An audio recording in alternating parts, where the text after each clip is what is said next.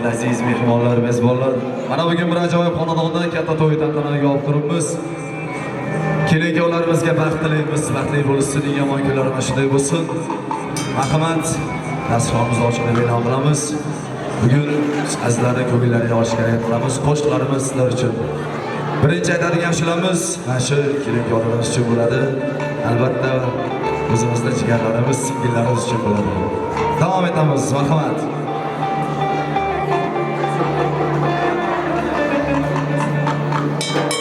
Davom qilamiz.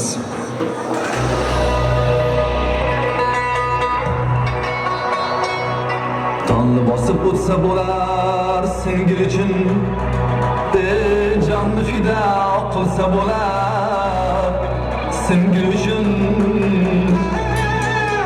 Ota uyda ulg'ayishman, qolish yo'qdir.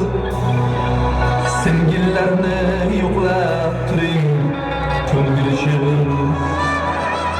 Singillarni yo'qlab turing ko'ngil uchun.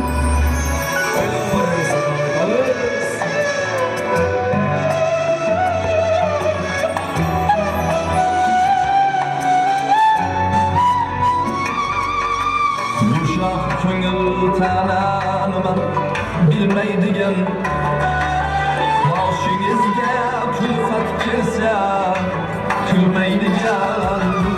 Yumshoq ko'ngil tananman bilmaydigan, boshingizga kulfat kelsa kulmaydigan. Dunyoda muqaddam bo'lsak yig'laydigan, singillarni yo'qlab turing ko'ngil düşmey. Singillarni yo'qlab turing ko'ngil düşün. Dunyodan o'tar bo'lsak yig'laydigan, singillarni yo'qlab turing ko'ngil düşmey. Singillarni yo'qlab turing ko'ngil düşün.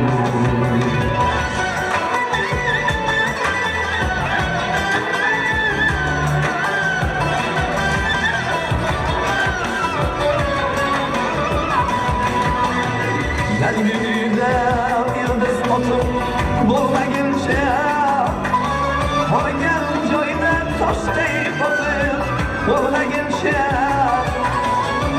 azapları yerda yurib o'ynayincha,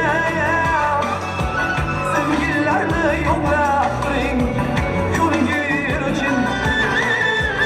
Azapları yerda yurib o'ynayincha,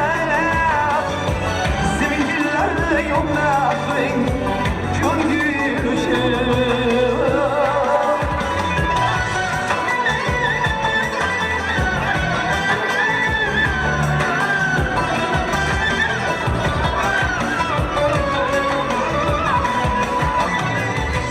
Uzak bölgelerde bo'lsangiz ham, dunyo chekkasida yursangiz ham, Otabiga yilda bir bor kelsangiz ham, singillarni yo'qlab turing ko'ngil uchun.